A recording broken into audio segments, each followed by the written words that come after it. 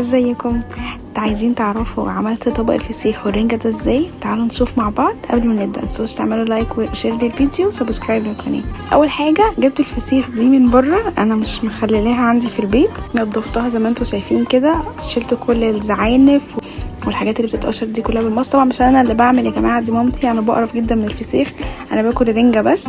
الرنجة كانت تحفه، وطبعا الفسيخ طبعا بشهادتهم هم عمالين يقولوا تحفه، بس احنا نفسنا راحت على الرنجة بقى والفسيخ، فقلنا نعملها كده في فيديو سريع. اكل بنحبه والشعب المصري كله بيحبه، يعني مفيش حد بيقرف منه كتير، يعني قليل قوي. بعدين بنطلع كل الحاجات اللي موجوده من جوه بعد ما بننضفها من بره.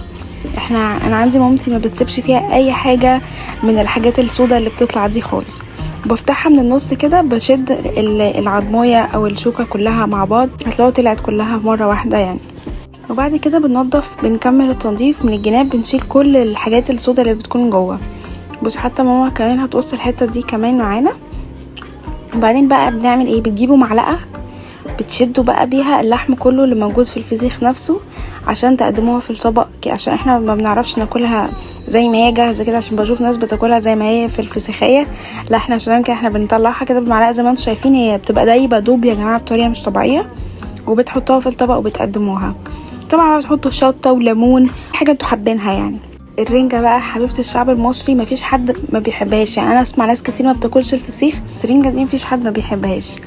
هنجيب الرنجة بنحطها كده على النار في طاسة، لازم نشويها على النار تفك كده، هتلاقي الجلد نفسه بيفك لوحده، عشان لو فيها اي بكتيريا من بره او اي حاجه، النار دي بتموت البكتيريا. بنقص الراس وبنشيلها، وتلاقوا القشر بيتقشر لوحده. طبعا دي بطارخ، الرنجة كانت كلها بطارخ طلعنا منها. بتنضفوها كويس جدا، وبتطلعوا منها كل الحاجات الوحشه اللي بتبقى موجوده جوه، اللي هي بتبقى لونها اسود. وبتقشروا القشر بقى وتشيلوا الشوك زي ما انتوا شايفين كده.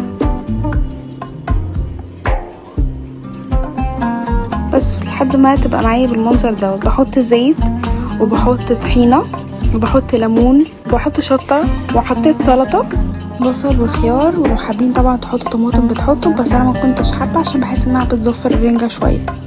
وحطينا ليمون، بس الليمون بان اهو، ليمون جه. ونقلب كويس قوي بقى عشان خاطر ايه، ولو لقيتوا يا جماعه حادقه، كل ما تكون حادقه معاكم، لو انتوا مش بتحبوا الحدوقيه قوي بتزودوا طحينه، الطحينه دي بتضيع اي حاجه حادقه يعني. وكده انا خلصت. بصوا الطبق بتاعي حلو ازاي. اتمنى يكون الفيديو عجبكم، هو فيديو سريع وسهل.